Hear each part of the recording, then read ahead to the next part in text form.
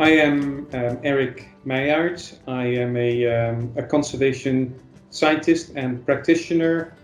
I've worked in the Southeast Asian tropics since the early 1990s, so for about nearly 30 years. I'm based in a small country called Brunei Darussalam on the north side of the island of Borneo, where I run a company as director, a company called Borneo Futures.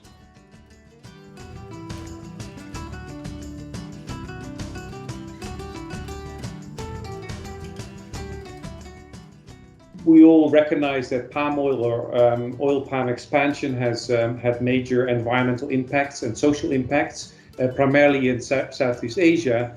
But we also need to recognize that if you say no to palm oil, automatically you say yes to another oil. So each oil, each commodity has its own problems, and we need to look at that broader package of problems. There's a lot of different plants that produce oils that we consume, but the consumer needs to realize that all these particular crops have their own particular problems. If it's not oil palm and orangutans in Borneo, it could be coconuts in Tahiti and a threatened bird species. It could be the soy production in the Amazon threatening jaguar. So every decision you make has an impact. So I think it's really important that we understand what happens when we make a certain decisions about banning a particular product.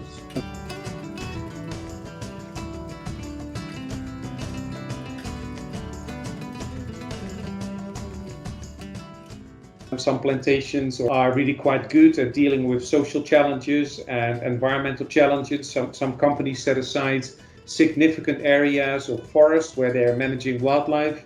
I've personally worked with one particular company in West Indonesia, Borneo, for about 8 years now, where we have a population of about 150 to 200 orangutans that only occur in this particular area within the plantation that is being managed by the company.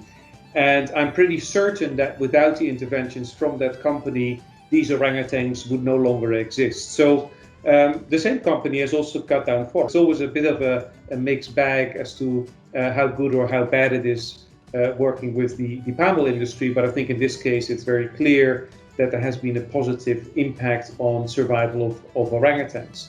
So we need to look at the management of these plantations, and the Roundtable on Sustainable Palm Oil, the RSPO, is one of the organizations that sets criteria that allow companies to aim for better management, both socially as well as environmentally.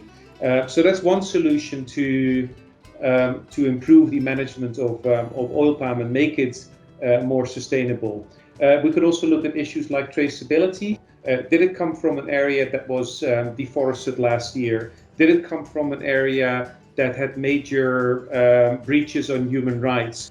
Or did it come from an area that was actually quite well managed? We need that information. That's called traceability. So you know where the palm oil was originally produced, and you can follow it all the way through the supply chain.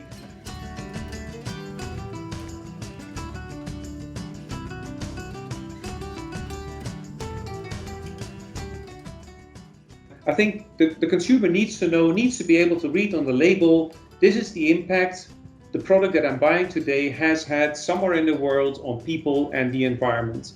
I really think there's a need for everyone, for scientists, for politicians, for organizations like the RSPO, to step it up and provide transparent, objective information about the impacts of production on the environment and on people, so that consumers can indeed make informed choices. And I think that's a really important one to work on.